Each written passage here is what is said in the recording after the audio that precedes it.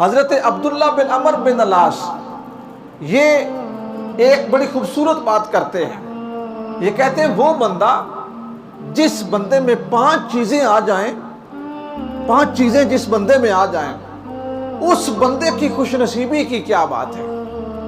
اگر 5 چیزیں وہ بندہ کوئی اپنا لے، اس جیسا خوش نصیب کوئی نہیں، سعادت مند کوئی نہیں، اس جیسا اچھے بختوں والا کوئی نہیں. آج دنیا کی ساری بھاگ دوڑ بختوں کے لیے ہے. ہر کوئی اس لیے محنت کر رہا ہے، ہر کوئی اس لیے خون پسینہ ایک کر رہا ہے، ہر کوئی اس لیے دن اور رات کی تمیز کھوئے بیٹھا ہے کہ میرے بخت بلند ہو جائیں، میں سعادت مند ہو جاؤں، دنیا میں عزتیں مل جائیں، روب مل جائے، وقار مل جائے، شان و شوکت مل جائے، لوگوں کے اندر میری بات اچھی ہو. فرمایا 5 چیزیں جو بندہ اپنا لے، خالق کائنات اسے سعادت مند بنا دیتا ہے. کون کون سی 5 چیزیں؟ فرمایا سب سے پہلے یہ چیز کہ انسان اپنی زندگی میں وقتاً فوقتاً لا الہ الا اللہ محمد رسول اللہ پڑھتا رہے، کلمہ شریف کا ورد کرتا رہے. جس وقت بھی اس کا جسم پاک ہو، باوضو ہونا ضروری نہیں لیکن جسم کا پاک ہونا ضروری ہے.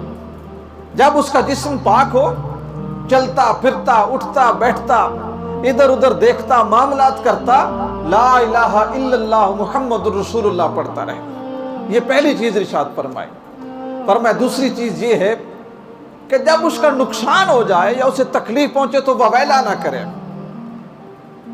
ایسا نہ شروع کر دے یہ ہو گیا وہ ہو گیا، یوں ہوتا یہ ہوتا، شکوے شکایتیں وویلا نہ کرے، بلکہ انا للہ و انا الیہ راجعون پڑھا کرے. اور اس کے ساتھ لا حول ولا قوت الا باللہ العلی العظیم پڑھا کرے.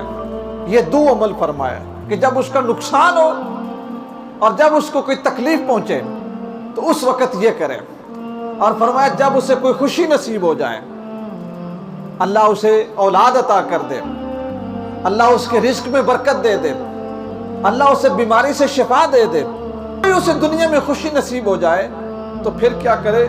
پھر اپنے زور بازو پہ فخر نہ کرے، پھر اپنی فہم و فراست پہ غرور نہ کرے، پھر اپنی دانش اور اپنے فکر کے اوپر جو ہے نا وہ تکبر نہ کرے کہ میں نے بڑا کام کیا، بلکہ پھر الحمدللہ رب العالمین پڑھے. پھر پڑھے کہ ساری تعریفیں میرے رب کے لیے، میرے رب نے مجھے عزت دی، میرے رب نے مجھے صحت دی، میرے رب نے مجھے دنیا کے اندر وقار دیا، جو بھی نعمت ملے. تو پھر کیا پڑھے؟ الحمدللہ رب العالمین. اور چوتھا فرمایا کہ جس وقت وہ کوئی اچھا عمل کرنے لگے، کوئی اچھا عمل، ٹھیک ہے، اچھے عمل سے مراد میں پہلے بھی بتا چکا ہوں کہ ضروری نہیں کہ آپ نماز ہی پڑھنے لگے تو آپ نے بسم اللہ پڑھنی ہے. کھانا کھانا بھی اچھا عمل ہے، لباس پہننا اچھا عمل ہے، لباس تازہ کرنا اچھا عمل ہے، بستر بچھانا اچھا عمل ہے، چارپائی رکھنا اچھا عمل ہے، کسی بڑے کو کسی بوڑھے کو سڑک پاک کروانا، یہ سارے اچھے عمل ہیں.